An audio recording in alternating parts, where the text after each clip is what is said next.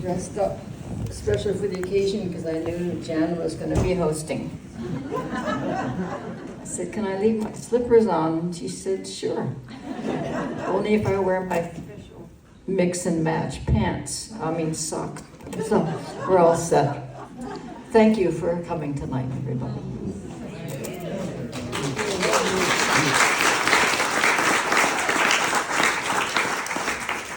Well, how do we start this? I think one thing I want to say is Joan knocked this out of the park. I mean, her team is fabulous.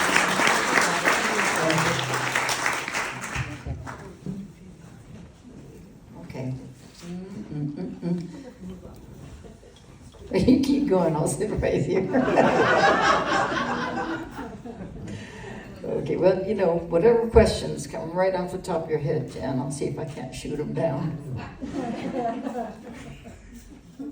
If you can't be funny, I'm up here just to be the straight man.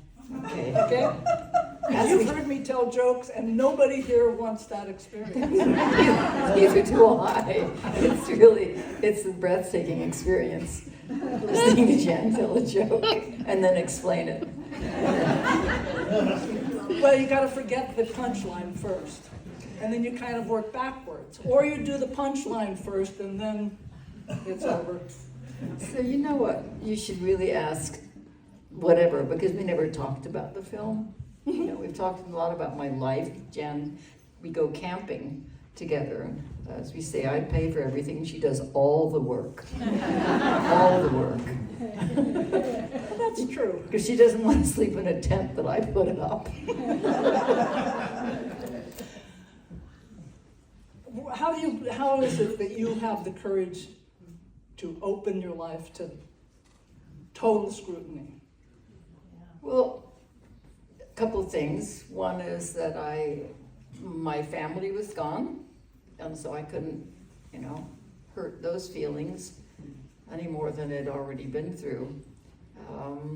I had nothing to lose at my age now, and I wanted to leave an honest legacy. And what's interesting? It shouldn't be that such a surprise. And people should be honest and forthcoming in their documentaries, but it's become such a curated business where you show, only the best parts. And we have a joke about Joan's courage, that I always had a lot of courage to be in the bomb shelters, a lot of courage facing down the Ku Klux Klan, and courage in Latin America and whatever they were aiming at us. But the real courage came when I knew I was going to do this film with natural light. And he didn't spare me anything. Did you take things out of the film, or did you ask them to treat you differently? I first of all, when you turn it over, which I did, literally handed them the key to that storage unit, into which I had never been until you saw it on the screen. They said, "Okay, we're going to take you over to the storage unit." I thought, I'd never been in there. I thought a storage unit took care of things like your lampshades and bedposts, I had no idea that my entire life and the life of my family was in there. And what I knew here but didn't really understand was I had no say at all. The point of this is that I trusted 3 women, particularly one. Karen had been a friend for a long time. I knew their work, and I trusted them, or this film would never have. I wasn't interested in just doing a documentary about myself. I was interested in this, working with these people and doing, as I said, an honest legacy. How does your son Gabe feel about the film? He's just, I just appreciate so much what he said in the film and how gracious he was about his life and his troubles, and now his mom. And we have fought like hell to make things right with each other, and we still do. And if something goes off the rails, we go back into therapy. I cannot highly recommend therapy. I can't recommend it highly enough for just about anybody. But I attribute, of course, that entire recovery period to good therapists and my imagination. You have a good imagination. We've seen that. We became friends just about the time you had just started this big journey, right at 50. Well, weren't we in jail together? Well, that's when we were criminals. That's another life of criminality. Yeah, so I've gotten to see a real opening up. You know, you... Oh, you mean since that started? Yeah. Yeah. Oh yeah. Yeah. From the beginning. I mean, that last song was like the beginning of your freeing. Yeah, Jan was there for when these little entities began appearing, and they began appearing very quickly, and many of them, and we would go on camping trips, and I don't know how you kept your head on straight, because one minute it was me, the next minute it was somebody else, and it was a different voice, and all this carousel going on, and it went on for years. And she stood by me. No, it's not. It's the Joan Baez merry-go-round. What it Here was. comes a bouncing animal, and now an owl. And it's very important to find somebody you feel safe with, or they don't even show up. And I felt safe with Jan. Well, we went camping. The first time we went camping, Joan, I don't know how it was that we did this, but came up to the idea we're going to go camping on the east side of the Sierra, and we. I'm a climber. I'm a mountaineer, and I'm thinking, okay, well, we'll go through Yosemite. It's going to be great. I'm going to point out all these great places, and we're driving across Yosemite in the dark. And we stop at the big vista point, and I said, you know, if it were light, you would see all this stuff. That didn't faze her. No, not really.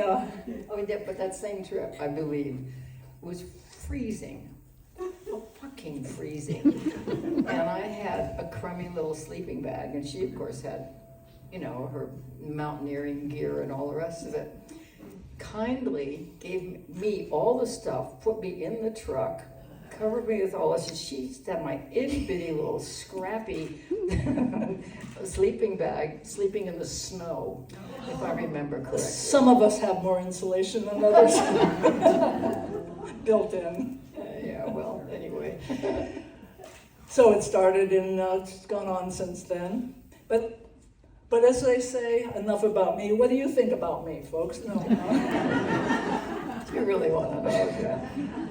You want to take some questions? Sure. Anybody have a question? Why were you in jail together? Because they wouldn't put us in separately. Get arrested for co-conspiring with the draft resistance. We closed down the Oakland Induction Center twice. Did you know which way?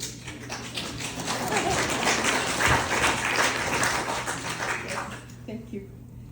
So, Joan, I'm trying to make a copy of something that I want to pass out to everybody. Okay, this isn't the time for that. Yeah. It's about Gaza, and I was in jail with you guys Okay. in '67. Just isn't. Just hang on a sec. I thought you could just ask, does somebody have a copy machine and printer here? Okay, I tried. Sorry. Yes. I so admire how open you have been, obviously, with this film. You've no doubt seen it so many times in community, and I'm wondering how your experience of watching it has changed through the, I guess, I don't know when it first came out. It's been out a while, yeah. So what's been your inner sense of of experiencing it over time? That's a really good question. And the fact is that for the first 10 or 15 times I saw it, I managed to block feelings off totally. That, oh, not a problem, watch this, oh, great, yeah, it's good footage. And then and then the bottom fell out at one point, and I realized, oh, that's why I feel the way I do, all weird and bizarre and sick and so on. And I had to deal with that. That's one of the reasons I didn't watch tonight, because I don't want to have to deal with it. Any leftover shreds if I don't have to. The other thing, though, is that I learned something from the film. I mean, some important things. I didn't know, in their words, what my sisters really felt like. My older sister had never been able to say, you know, what she said on the screen. And a tribute to Karen.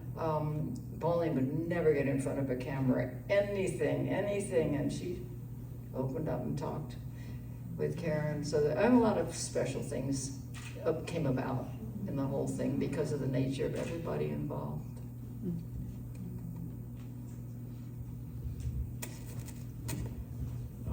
Thank you for coming here, very generous of you. Thank you. It seemed like you might have, during your recovery, used hypnosis, and I'm wondering if in fact you did, and what reflections you have on that. About hypnosis in general, I learned self-hypnosis long before anything to do with that recovery work, and I've used it for any concert that was going to be a problem, any issue that's coming up. If I need to do hypnosis, get myself to the right place, do guided imagery, and I can sail through stuff that I would not, would have been really, really uncomfortable and frightened with. I may vouch for it. I'm sure there's a lot of weirdness that goes along with the people's concepts of it, and probably it can be misused. I don't think you can get somebody to do something that they didn't want to do.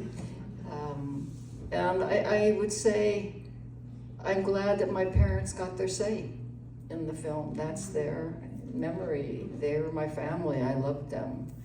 And it seems fair enough that they get to literally have their say. In my brand of recovery, and the other people in my circles of abuse, ritual abuse, family abuse, all remember things in a different way. Some people remember pictures, snapshots, really clearly. Some people remember the whole thing and confront their parents, and the parents remember. I mean, that's another one for me. I mean, I had the gift of understanding that my parents would not remember any of this. It took me half a century to figure it out, and I wanted to, and they didn't want to. So anyway, that's a long-winded response to a question about hypnosis. Did I answer your question to some degree? You did. Okay, thank you.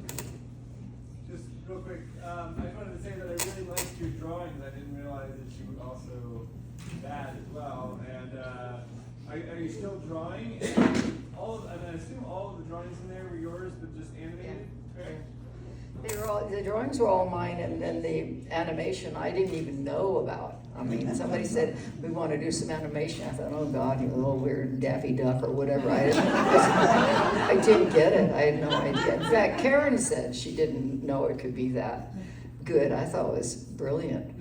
And yeah, I started drawing when I was 5 and drew my way through my life. And there's also a book I put out a couple of years ago now, upside down drawings that I did. Doesn't mean I was hanging from a jungle gym. It means that I was drawing them so you would see them and I would see them upside down. And while we're on it, I have a poetry book that will be released on May 1st. It's called When You See My Mother, Ask Her to Dance. Is that long enough for you? So, yeah, when I quit touring, it's as though whatever this other bottled up creativity just kind of exploded. And I've been just busy. I don't mind saying retired from touring, but the idea of retirement draws a blank for me. I know I could sit around a little bit more and smell the roses. Maybe I'll be able to do a little bit more of that. Do a duo with your dog. Sorry? I'm surprised you're here.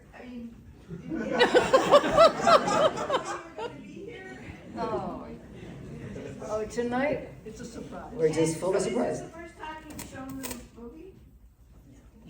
Here, Well, I guess, I don't know. the movie's been out for a little more than a year, about Oh, a year. has it been? Okay, Yeah. okay. And it did a run in theaters first, and now it's on Prime or wherever. Hulu. Hulu. Prime too. There's a question. Hulu. What? Yes. Hi. I'm thinking about the difference in the political climate between the 60s and 70s. Oh, and God. now. Is there a role for your type of activism? Is there any reason to be optimistic about things? Can we change the world? Those are 2 or 3 different questions. People say, how do you keep your hope? And I said, I never had any to start with. You know, not having a high hope threshold has never stopped me from doing what I've done. That's the only way I can answer that. Because, you know, we could not have dreamed up the world we're living in now. We couldn't have. Somebody said, write the most macabre play that you can. Nobody could have dreamed this up, I don't think.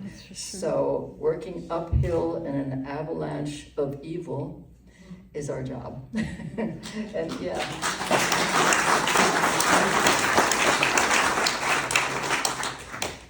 I guess any way you can find to make good trouble, find some friends and do it together.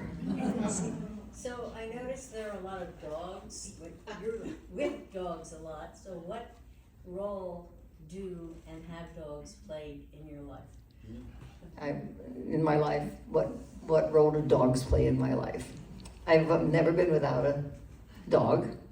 My mom found me a collie. My dream was, I drew dogs, drew. My favorite one was collie. Somebody down the street, Mama had a litter of collies, and my mom got one for a gift. And never been without a doggy since. This old girl in the film died a little over 2 years ago. But she had a good life. She had 14 years of being spoiled. Yeah. You have 2 dogs now. And I have 2 dogs now. First, I want to say that in my head for some time I've had a list of 3 people in my mind in whose presence I would love to be. And now the list is down to 2 that I have to meet. But I want to thank you not only for sharing your incredible vocal gift with the world. I want to thank you for your moral compass, your entire life, and for the courage to dig into your family pain and work your way through it. I know that's a big challenge, and I thank you for sharing that with us. You're very welcome.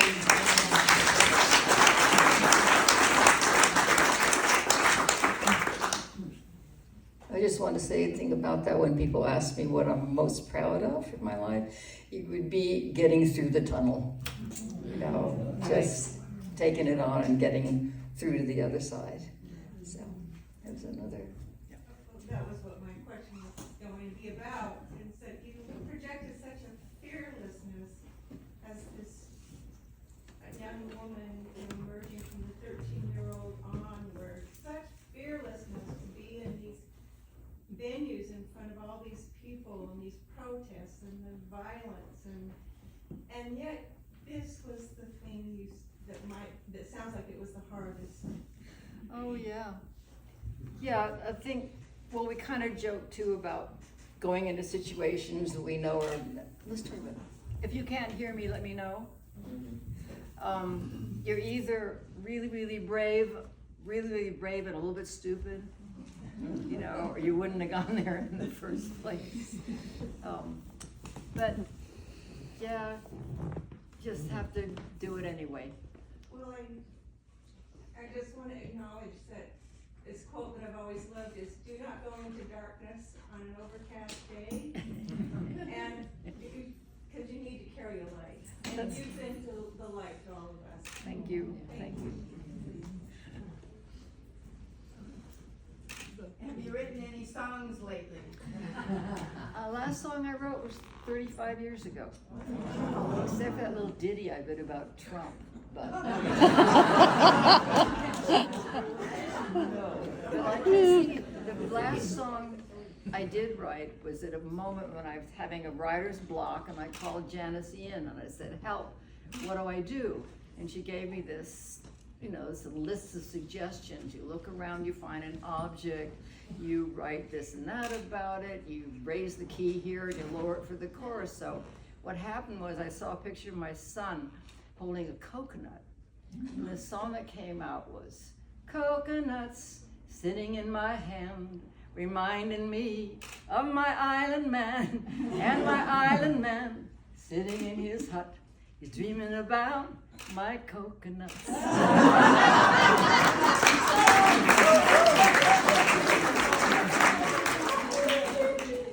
I have a question.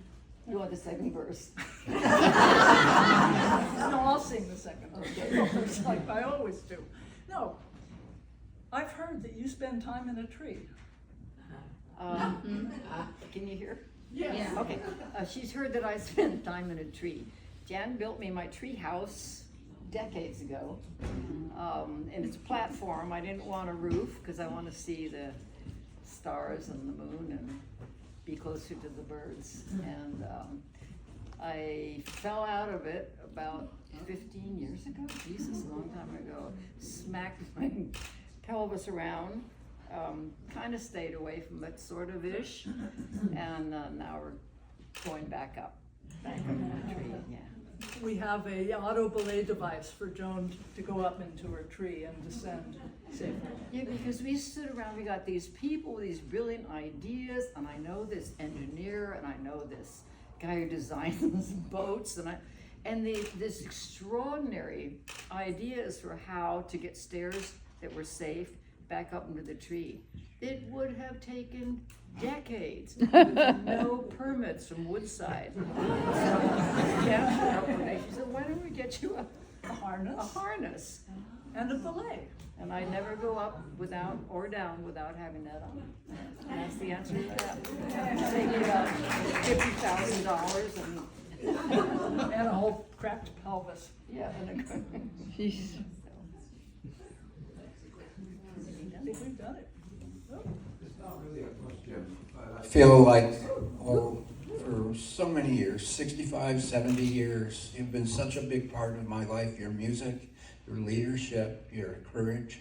I just wanted to thank you, and I'm sure I'm not the only one in the room that feels that way. Thank you. So, thank you so much.